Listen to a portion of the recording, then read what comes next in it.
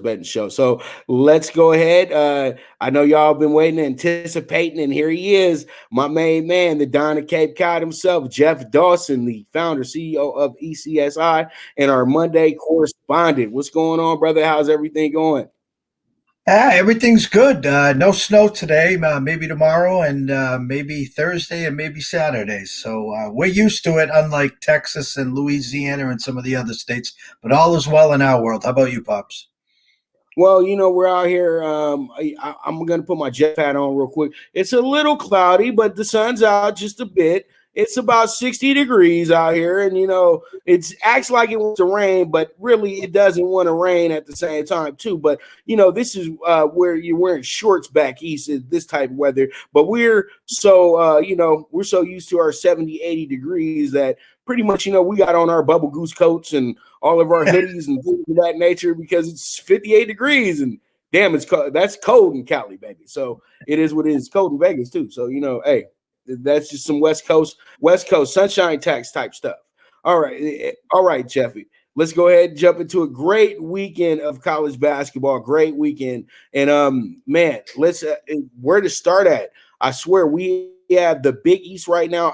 I am just enthralled with the Big East right now. How many teams are in that conference right now that have a good shot moving forward and getting themselves in tournament right now? I think we have ourselves a very, very good group of teams right now, and Nova is the kingpin. We all know this. Nova is very, very, very good.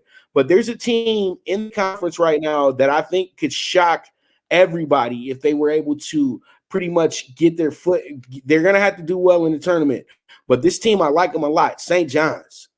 I don't know. I just like this St. John's team. Mike Anderson, he's coaching them up very well. As you can see, they're 13-8 right now, 7-7 in conference. And I think that this might be too many losses on the resume, but still, if they make a good run in the Big East tournament, find themselves in the Final Four of the Big East tournament, or maybe in the final game, that I think the committee would think about maybe putting them in there because they did beat a very Peter's team. I know St. Peter's isn't much, but that's probably their best team on the resume that's outside of the conference. And that team looks like they're on their way to making the tournament as well too this year, even though we know in the Metro that you can't call it like that. But the team that, to me, is the team that they all have to look out for when we get down to the tournament is Xavier.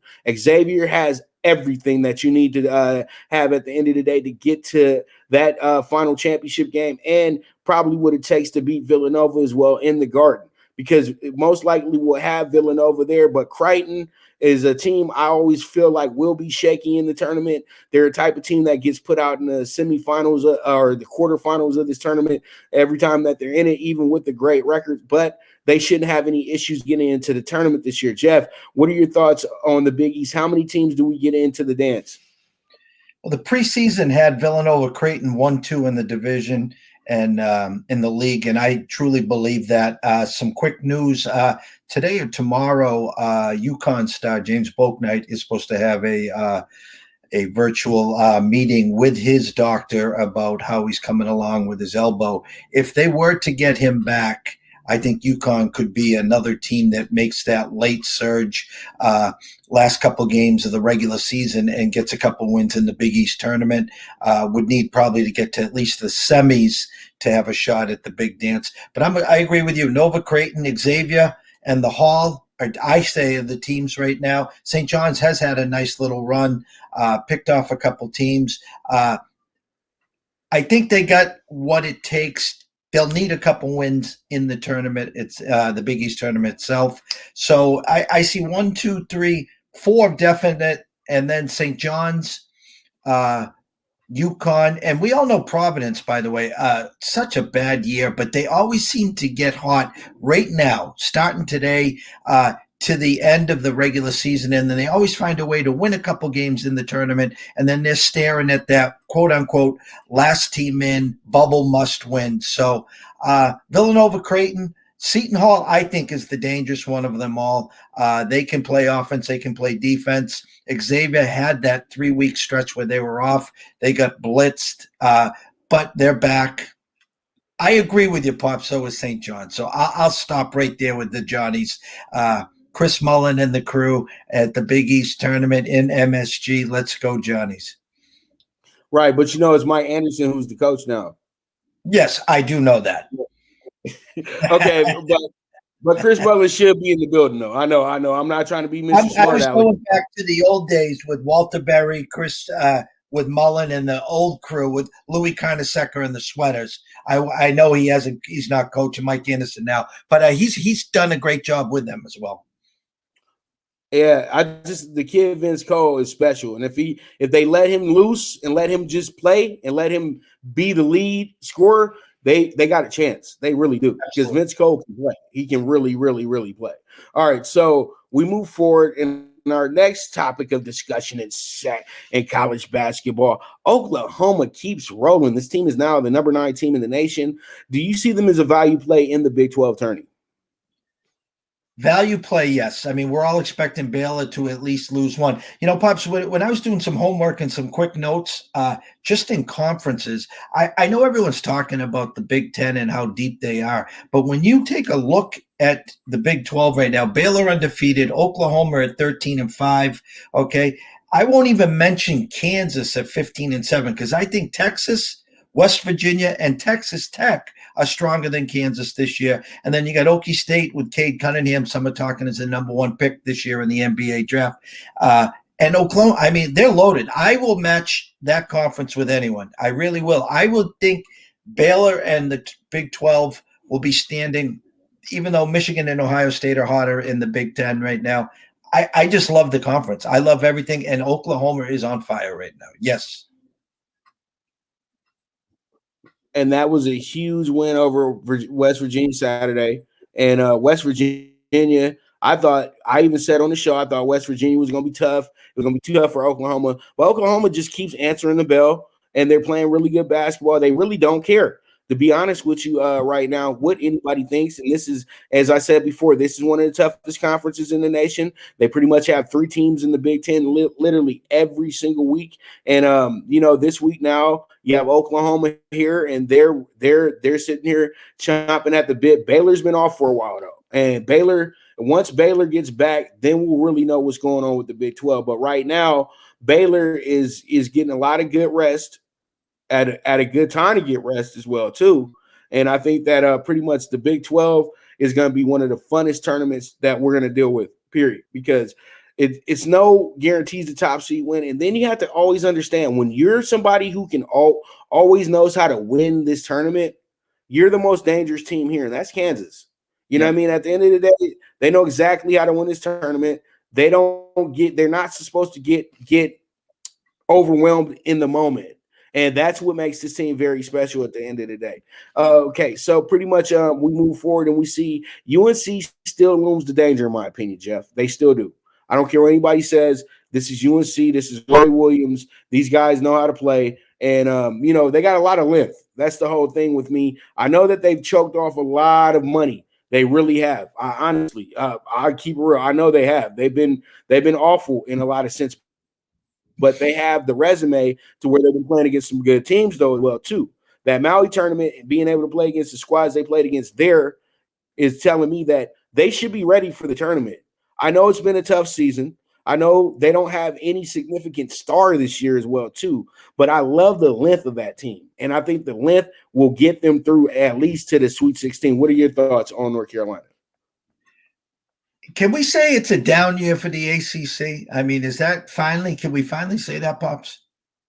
Well, it is, even though we do have Villanova, Virginia sitting here at number 7, but you are right, though. It is a down year. It's almost like they don't even have 16 teams in this conference anymore. You know what I mean? Almost like where everybody's kind of just been beating up on each other all year long. Come on.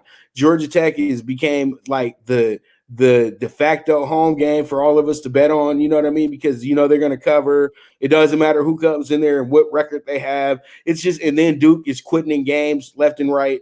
You know what I mean? They got a bunch of kids out there that don't like to play with each other, and they ain't listening to Coach K no more either. So pretty much you got Duke over here looking bad. And I know just with Duke and North Carolina not being the premier teams, it just throws everything off. But I think, though, teams like what we're going to talk about in a moment, Florida State, Virginia, they're keeping this thing kind of going. But yes, it's been a down year. But we say this, and then we get in the tournament, and they'll have 5 teams in the Sweet 16. No, and So looking at their numbers, Virginia, obviously FSU tonight, Vatech having a nice year, Louisville, Clemson is the Jekyll and Hyde there, especially for us. We did go with them against Virginia. They lost by 30. Then you go against them, and then they find a way to win. So they've been our Jekyll and Hyde. But UNC, again, I think can turn it on. So you're looking at 1, 2, 3, 4, 5. Is UNC going to be number 6? Does Clemson get in? How do they finish the season? How do they do in the tournament? But I agree. I think UNC has shown sparks, and they have shown moments that they are a tough team to match up with. They still go up and down with the best of them. They are long. They are athletic. They can control the boards. Good coach. Another team that knows how to win. And I would not want to face them, and I think they got to run in them, and I'd like to see it happen. Man, and I love to see, that's what I'm saying. North Carolina, if you're a good team like, say, Baylor, you don't want to see this team in the Sweet 16. You really don't. You much rather play a team like this when they get down and they're kind of tired and they're kind of in the Elite Eight. Everybody's going to probably make that sucker traditional bet on North Carolina because they don't trust Baylor today and blah, blah, blah, blah, blah. But, Jeff, me and you both know this Baylor team, only thing that can beat them is themselves. That's it.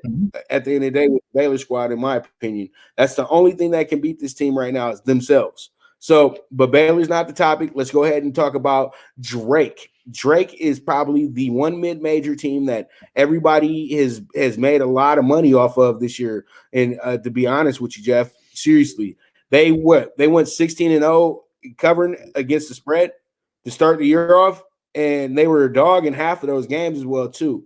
And then they showed some resiliency over the weekend. They got absolutely strangled by Loyola Saturday afternoon, but they came back the next day. Even though it was a 1-point victory, that was a good win for this team because it gave them that confidence that the season is not over, but they know that we got some real competition. But I say now that you can't deny the Missouri Valley Conference 2 teams this season. You know what, Loyola Chicago will be rewarded on what they did a few years back in the tournament, and I would say Drake would be rewarded just because simply they're having a great season. But these teams have to meet in the Missouri Valley Conference Championship. If Drake doesn't make it to the championship game, then they're going to have some issues getting into the tournament. Loyola, on the other hand, they can get to the semifinals, get knocked out, and they'll probably get some love from the committee. So if these 2 teams meet up in the championship game, I feel like the NCAA can't deny because you can put one on the outside of the, the playing you're in situation, and then you can put the other in the tournament. So, you can't discriminate against these Missouri Valley Conference schools, but they've done it before, though. We've seen it happen. We've seen it happen with this conference before. And, Wichita State ain't here no more. So it is what it is at the end of the day. Jeff, what are your thoughts on Drake? We had Loyola on Saturday. That was one of our winners in college hoop on Saturday. Great bounce back again on Drake. And you have to hats off to them, but without their leading scorer for a few games. These 2 will meet, obviously, we're assuming in the finals. I do think both will get in as well. And with that being said, I lean Sister Mary and Loyola. I think if you ask me who has a better shot at making it to the Sweet 16, they've been there on 2018. I like the makeup. I like the grit. Amazing job they played in the second half on Saturday. They put everything together there. But 2 teams, both deserving to get into the tournament. And I can tell you this, anyone playing them does not want to see them in their bracket. And it will be interesting to see if they, one of them does get like that 8 seed and is facing a number 1 seed on that Sunday, the second game of the tournament. So both going far. I lean Loyola and Sister Mary of the 2 to make the Sweet 16, though. All right. So pretty much I like it. Let's go ahead and talk about the Pac-12 now. Pac-12 get disrespected this year, Jeff, and you know they are. They deserve way more respect, and they deserve to have 5 teams in as well too.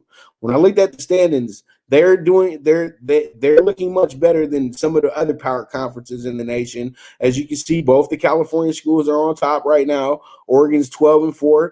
Colorado's a good 16-6, and then you have Stanford, who has elite player. And you know, when you have an elite player, they try to get that player into the tournament so the NBA can get a little bit more of a look and the nation can understand why this guy is a big draft prospect. Then you got Arizona, who's doing Arizona things. And then you got this team, Washington State, that just is pesky at the end of the day. They got a huge win over Oregon. And, you know, Washington State is the type of team that could possibly be the upset minded Cinderellas of the tournament this year, or just be the upset Cinderella, the Cinderellas of the Pac-12 tourney this year and find themselves in the tournament. But I just named off 5 teams, and those 5 teams, I do assume they should be in the tournament. At least 6 of these teams should be in the tournament that I'm looking at right now. They would be a travesty if they don't get 5 teams in here. And I know that Arizona State being a bad team this season will kind of mess up things a little bit.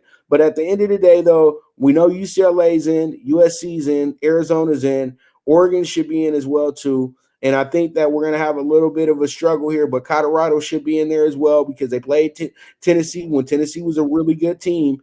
Tennessee's still a good team, but you know what I mean, though, Jeff, when they were still a top 5, top 10 team in the nation. And then also you have yourself this Washington State situation, even though they got to win out to get in. This Pac-12, I like it, man, and I like it a lot. I think that this should be a good year for them, and they should get at least 2 teams to the Sweet 16 this year, and at least a team to the Elite 8, in my opinion, as well, too. Yeah, that USC team is tough, and UCLA is tough as well, too, but USC is really good. The Mobley brothers, they have the kid from Dorsey who's running point guard right now as well, too, but then you got UCLA with Johnny Juzang, Tiger. Those guys, see, it's really good up at the top in the Pac-12, and I think that they need some more love. What do you think, Jeff? When I was breaking this down, I had the solid 4 definitely in USC, UCLA, Oregon 12-4. They were off for a few weeks because of COVID, and you know what they usually do the back half of the season and into tourney time. And then Colorado's had a great year. I would not want to play them, especially in the first round. They can get up and down. After that, Pops, I think you got question marks with Stanford and Arizona, even though 13-8 and 14-7, you know, does one of them or both of them, you know, get to that 17-18 win mark? Arizona State's got to be one of the most disappointing teams, not just in the Pac-12, but this season in the NCAA. And Washington State, like you said, has been a thorn at 12-9. I think we'll see them kind of sort of fall down as these other 2 rise. My question, I guess, would be, and you were hinting towards this, big names, big programs having bad seasons. The Arizonas of the world. I'll bring up the Michigan States, the Dukes. How big does the name and the coach take them when it comes to Selection Sunday? You know, there's a lot of big name programs that are outside looking in, and that will come down to, as you said, in the Pac-12. You got a solid 4 in there. Does Stanford and Arizona get in there and make it 6? I think that's a big question. All right, and you know what? We're gonna watch this closely, and hopefully everything works out the way it's supposed to work out here. And Pac-12, you don't disappoint me. That's all I can say. Don't be over here getting bounced out. 5 out of 6 of the teams getting bounced out the opening weekend. Don't do that to me, okay? We got to at least put 3 in the Sweet 16 this year. All right, Jeff, let's go ahead and talk about the game of the night. We got Virginia, who's now number 7 in the nation, and Florida State moved up a little bit too. I think they're now number 15 in the nation. So pretty much, where do we go from here, Jeff? The game tonight, you know something, Pops? I saw late last night, and this was a shocker. I saw a Florida State actually a -3 and a hook with an under over a 126. Now the 126, believe it or not, is obviously a Virginia number. When I wake up this morning, I see Florida State potentially 1.5 point favorites and the under over opening at 130, now 128. Virginia has just been a machine. They just do what they do. It reminds me of a few years back when they went box to wire. They're playing flawless right now. Which team is able to flex their style the most? If you put a gun to my head today, going on numbers that I saw to what they are, I got 65-61 Florida State tonight. All right, so we're on the same page because I like Florida State tonight as well too with the -110. We're playing in Tallahassee tonight as well too. Very tough place to win at in the ACC for any team. And Virginia, I think it's about due for Florida State in this matchup as well too, because Virginia has had their number for some years now. But still, I think tonight Florida State, one of the probably the most athletic team in the conference, will have themselves a good game and take care of their business tonight to in my opinion, and move on up there so they can be in a good seating as well too. So there it is with that, and that's going to be my play of the night, -110 on our CBB game of the night. And this is going to be Virginia at Florida State, and you guys can check that out on ESPN later on this evening. All right, so there it is, a great CBB talk with my main man, the Don of Cape Cod, Jeff Dawson. Any last words before I let you go? As always, it's great to catch up to you. Love the Monday segments here. Anyone here new to ECSI, you can come check us out at eastcoastsportsinvestors.com. Go over to Twitter at EC Sports Invest, and we'll follow you right back. And any emails, questions, comments, concerns, check us out at eastcoastsportsinvestors@gmail.com. And as always, Pops, thank you so much. Oh, my absolute pleasure. Always, Mr. Dawson. You are the absolute best, brother, and I can't wait to talk to you next Monday and go over some more great CBB, man, because we are coming and we are rolling and we're going to have these people ready, okay? Absolutely. All right. So with that, we will be right back. But before I go to commercial, let's talk about Fubo TV. Yeah, live TV sports. You guys go ahead and hit the link in the show description. You guys can get 7 days free. And you guys, once again, that's Fubo TV. And you guys get 7 days free pressing that link right there.